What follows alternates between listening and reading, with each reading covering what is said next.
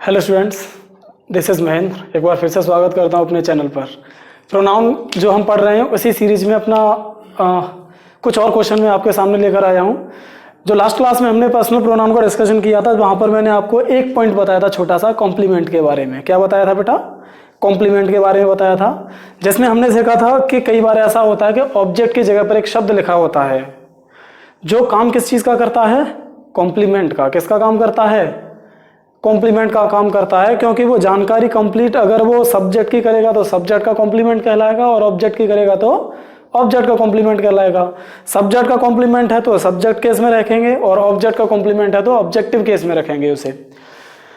उसके साथ ही साथ मैंने एक पॉइंट उसका और बताया था कि टू बी यानी बी फॉर्म के बाद कोई भी अगर हम प्रोनाउन लिखते हैं या नाउन तो वो सब्जेक्टिव केस में रखा जाता है। और उसी बातचीत को समझने के लिए मैंने आपको कॉम्प्लीमेंट समझाया था, क्योंकि वो कोई रूल नहीं होता है, याद कर लो, ऐसा कुछ नहीं होता है। ठीक है, तो आज कुछ और क्वेश्चंस हैं आपके सामने जो पर्सनल प्रोनाउन से रिलेटेड हैं। इजी क्वेश्चंस हैं, तो इन क्वेश्चंस को आज हमें डिस्कस करना है। ठीक है बेटा, तो देखिए, इन क्वेश्चंस को कराने से पहले एक बार मैं फिर से आपको याद दिला देता हूं। वर्ब या प्रीपोजिशन के बाद में कौन सा केस? ऑब्जेक्टिव। कौन सा केस? Objective case. वर्ब से पहले कौन सा केस? Subjective case. अगर सेंटेंस के अंदर कभी भी आपको क्या लिखा मिल जाए? कोई एक सब्जेक्ट लिखा मिल जाए। क्या लिखा मिल जाए? कोई एक सब्जेक्ट, और उस सब्जेक्ट के बाद में कोई भी आपको प्रीपोजिशन लिखा मिल जाए। क्या लिखा मिल जाए बेटा? प्रीपोजिशन। तो प्रीपोजिशन के बाद में फिर से आपको कोई सब्जेक्ट लिखा मिल गया तो वो इस प्रेप के लिए तो इसका ऑब्जेक्ट बन गया। इस प्रीपोजिशन के लिए वो क्या बन गया? ऑब्जेक्ट। तो इसके बाद आप जो भी आगे वर्ब यूज करेंगे, क्या यूज करेंगे बेटा? जो भी आप वर्ब यूज करेंगे वो वर्ब हमेशा किससे अग्री करेगी? इस सब्जेक्ट के अकॉर्डिंग आने वाली है, क्योंकि सेंटेंस के अंदर जो हम वर्ब यूज करते हैं वो तो सब्जेक्ट के अकॉर्डिंग यूज करते हैं।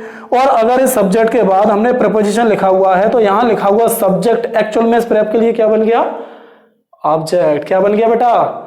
ऑब्जेक्ट। अगर ऑब्जेक्ट बन गया तो आप फिर उस प्रीपोजिशन जो वर्ब यूज करेंगे वो सब्जेक्ट बन यानी पहले लिखे हुए सब्जेक्ट के अकॉर्डिंग यूज करने वाले होते हैं। चलिए इन क्वेश्चंस को, पहला क्वेश्चन देखिए क्या आंसर होगा।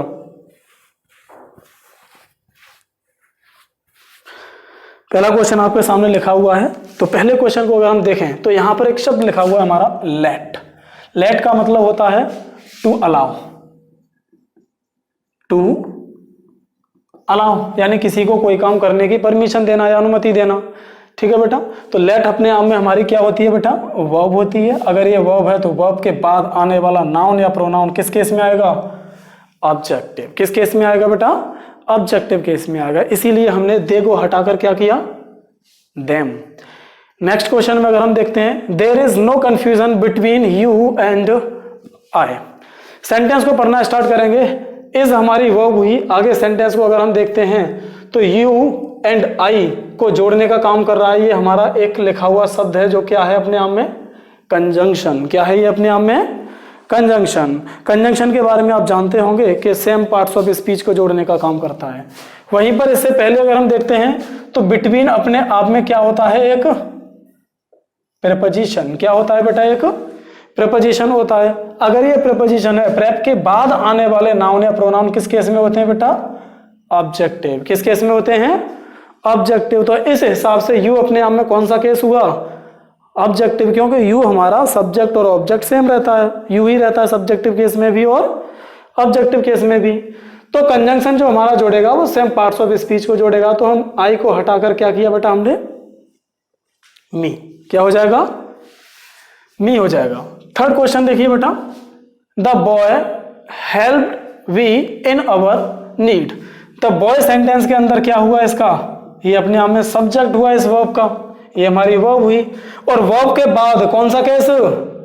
ऑब्जेक्टिव। अगर ऑब्जेक्टिव केस तो यहां हमने वी को हटाकर क्या किया? अस। नेक्स्ट क्वेश्चन अगर देखेंगे आप तो देखिए, इस क्वेश्चन को थोड़ा समझिए, तब तक मैं ऊपर क्वेश्चंस को इरेज कर देता हूं, बाकी थोड़ा लिखने के लिए स्पेस हो जाएगा। देखिए क्वेश्चन नंबर 4 में क्या आंसर होगा बेटा? अब देखो यहां से बात को थोड़ी सी चेंज हो रही है, थोड़ा सा ध्यान से समझना। यहां पर ये जो हमारा शब्द लिखा हुआ है बट, बट कई बार सेंटेंस के अंदर प्रपोजिशन का भी काम करता है। किसका काम कर देता है ये? प्रपोजिशन।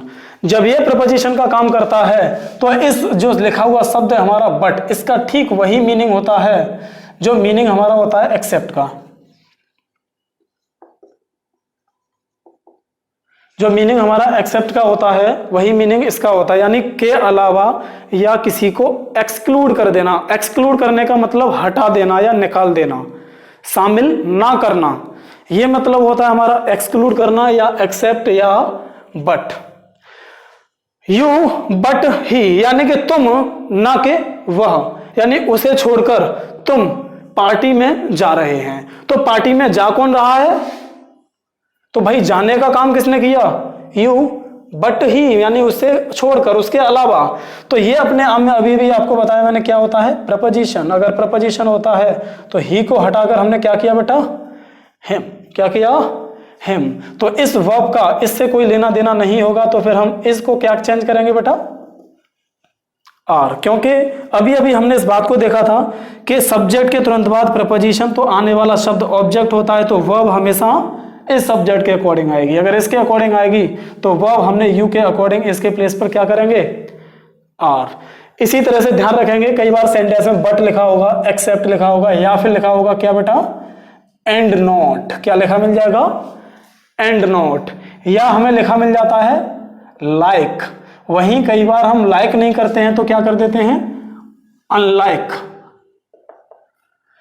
तो but, except, and not, like, unlike. या फिर हमें लिखा मिल जाएगा विद,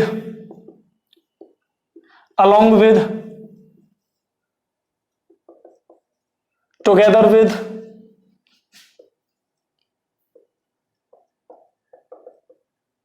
एटसेट्रा। ऐसे हमें कुछ वर्ड्स कई बार लिखे मिलते हैं। ठीक है बेटा, तो ध्यान रखेंगे ये जो वर्ड्स हमें लिखे हुए मिलेंगे कभी भी, तो इनके बाद जो भी हम सब्जेक्ट लिखते हैं एक्चुअल में वो क्या होता है? इन पर्पस के बाद में जो लिखा हुआ शब्द होगा वो एक्चुअल में ऑब्जेक्ट होता है। और ठीक इनसे पहले हमारा एक सब्जेक्ट लिखा होगा यहाँ पर, फिर हमें यहाँ पर क्या लिखनी पड़ेगी बेटा? एक वर्ब। तो ये जो वर्ब होगी वो हमेशा किससे अग्री करती है बेटा? इस सब्जेक्ट को अग्री करती है। अगर इसे अग्री करती है तो इसी वजह से हमने यहाँ पर यू के अकॉर्डिंग एच के प्लेस पर क्या कर दिया? आर। क्या कर दिया बेटा? आर कर दिया। तो यहां से बात हमारी समझ में आई कि like, with, together with, alike, along with, but, except, and not, etcetera. अगर कोई भी हमारे शब्द होते हैं तो इनसे जब दो सब्जेक्ट जुड़े होंगे तो ये अपने आप में प्रपोजिशन का काम करते हैं, तो बाद में जो सब्जेक्ट होता है वो एक्चुअल में ऑब्जेक्टिव केस होता है। तो हमें ध्यान रखना है कोई भी नाउन है वो अगर सब्जेक्टिव केस में भी लिखा मिलेगा तो हम उसे ऑब्जेक्टिव केस में चेंज करेंगे। ठीक है, तो किताबों में लिखा होता है दो सब्जेक्ट जुड़े हैं, एक्चुअली वो सब्जेक्ट नहीं होते। ठीक है, वो ऑब्जेक्ट होता है बेटा। तो हमें जो वर्ब को यूज करनी होगी वो पहले सब्जेक्ट के अकॉर्डिंग हमें यूज करनी पड़ जाएगी। ठीक है बेटा, इसी हिसाब से अगर सेकंड सेंटेंस हम देखते हैं तो यहाँ पर मैंने बट अपने आप में अभी अभी देखा प्रपोजिशन होता है, तो हमने आई को हटाकर क्या चेंज किया बेटा? मी। सेंटेंस करेक्ट हो जाएगा हमारा। थर्ड सेंटेंस देखेंगे, दे एक्सेप्ट। अभी अभी हम इस बात को समझ चुके हैं, एक्सेप्ट किसका काम करता है बेटा? प्रपोजिशन का। तो हमने हर के जगह पर क्या किया बेटा? फिर सी के प्लेस पर क्या किया? हर। अगर हर करेंगे तो इस हर का इस वर्ब से कोई लेना देना नहीं होगा, तो इज के प्लेस पर क्या होगा? फिर आर यूज करना होगा।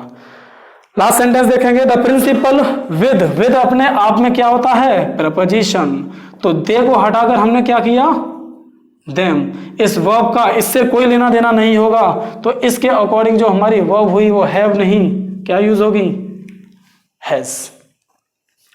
ठीक है, तो देखो ये क्वेश्चन थे थोड़े से आपके सामने, 7 क्वेश्चन थे आज पर्सनल प्रोनाउन के ही। ठीक है बेटा, तो होप ये क्वेश्चंस आपको क्लियर होंगे। अगर किसी भी क्वेश्चन में कोई डाउट होता है या कोई आपका क्वेश्चन होता है तो उससे आप मुझे कमेंट में बता सकते हैं। मैं आपके लिए बेहतर कोशिश करूंगा उन्हें ढंग से समझाने के लिए। होप ये वीडियो आपको पसंद आया होगा बहुत ज़्यादा। बच्चों को और भी शेयर कीजिए ज़्यादा से ज़्यादा बच्चों को, और कोई भी प्रॉब्लम होती है तो मुझे बताइएगा। ठीक है, तो आज की क्लास में बस इतना ही है। अभी पर्सनल प्रोनाउन की कुछ और चीज़ें हैं जिन्हें हम आगे वीडियोज़ में डिस्कस करेंगे। आज के लिए बस इतना ही। पढ़िए, मेहनत कीजिए बेटा घर पे। ठीक है, चलिए, just take care, bye bye.